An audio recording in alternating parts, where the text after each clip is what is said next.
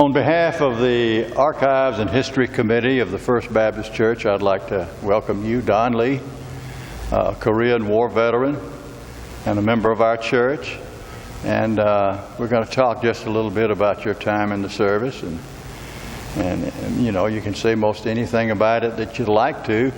We might open up by letting you tell us how it happened that you got into the Army. What were the circumstances and where you had your basic training? Very good. Well, I finished high school in the summer of '53 and was planning to go off to college. But instead, my neighbor and I decided to go in the Army, and therefore we joined the Army for 3 years, and that's what we did. We went in the Army, and I went into Fort Jackson, South Carolina for about 3 to 4 days, and then transferred to Camp Atterbury, Indiana, for basic training. So that's where you had your basic training? Right. I'm not familiar with that particular base, but so many of them said they went to Fort Jackson. Well, Fort Jackson is very familiar or known for its Tank Hill. Very rough place to be, but Atterbury is a camp that during that period was used as a training facility for those people going into Korea. Unfortunately, the camp is since, I understand, closed for many years and now used for reserve purposes. And from there, where did you go and what did you do? From Atterbury, after basic training, we finished basic training in January of '54, and then we were in the 31st Infantry Division, and the whole division was moved to Camp Carson, Colorado. Camp Carson, Colorado, at that time also was used partially during World War II as a mountain training division or mountain training post, and we went there for further training in the mountain type of training. For mountain climbing in the summertime and skiing in the wintertime, and we did that running various training exercises. And in addition to Camp Hale, about 160 miles was Camp Hale, Colorado, where we would go for 6 or 8 weeks at a time to take that training. And we lived in Quonset huts during that time, and really enjoyed our ski training.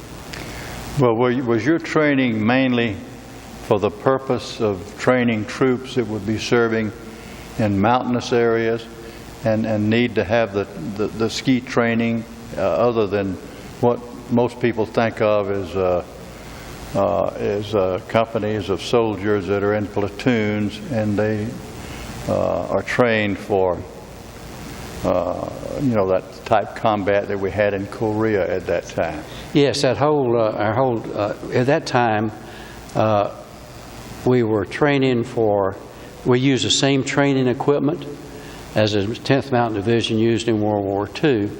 And if you know that history of the 10th Mountain Division, it went into Italy in the mountains areas that helped push the Germans out of France and Italy, for example.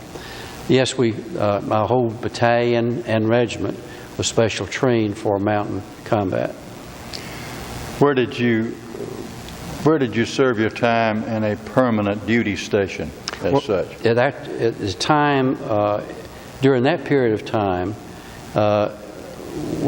after going to Camp Carson in June of '54, we had a ceremony changing from Camp Carson to Fort Carson, and that was in June of 1954. And I was there until the spring of '55, and at that time a group of us were sent from Fort Carson to Germany. And at that time we were not assigned to a mountain division, but we were assigned to the 4th Infantry Division. And of course I spent my time in Germany in a little community of Kirchgans which is about 28 kilometers from Frankfurt. Can you think of anything unusual that you did while you were in the Army, or any great adventures that you'd like to tell us about? Well, if you're talking about from the adventures as far as the Army is concerned, to me it was very exciting to take a guy from South Carolina and put him in a mountain division to learn to ski, and which we stayed on skis 5 days a week for training, and usually on the weekends we would ski for pleasure.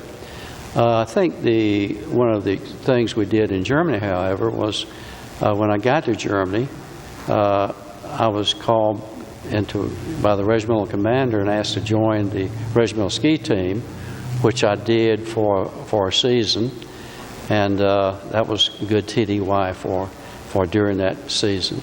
We also, while there, we did border patrol.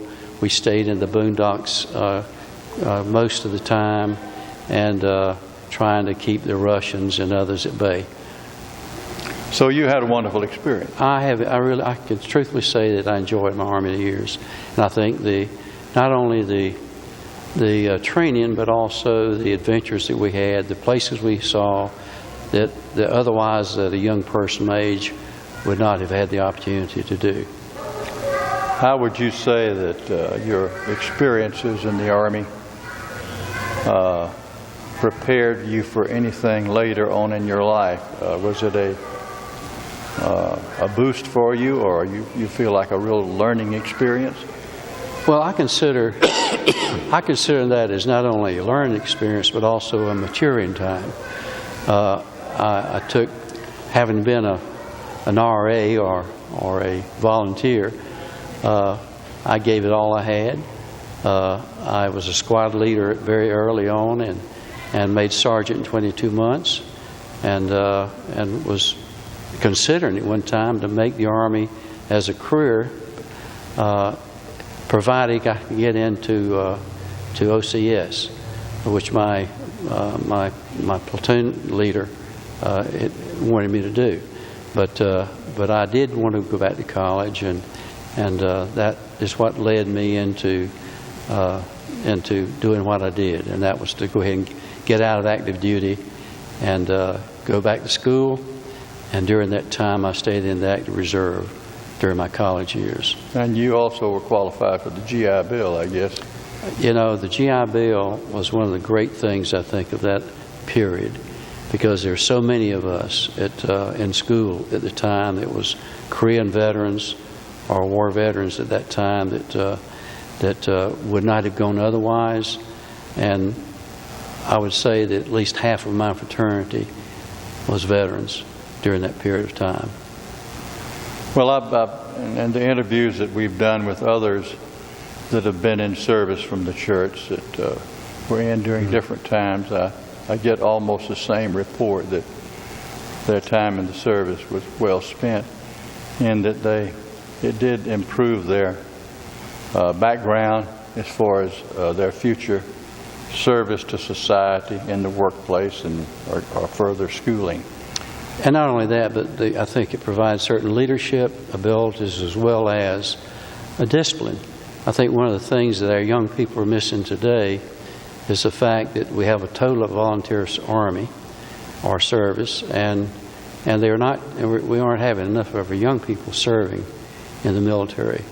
And I think you can see that at ball games or anywhere you go. There's no appreciation for the flag as there should be, and the feeling of patriotism whenever the national anthem is played. I agree. Yeah. Well, Don, I enjoyed doing this conversation with you. Of course, you and I have been friends for a long time, so I didn't learn a whole lot new about you, but we're glad to get it on the record about your service and to your country during the Korean War period. And a copy of this tape will be provided to you, and a copy will go into our archives here in the church and in the church library, as well as a copy to the Historical Society and their archives in downtown LaGrange.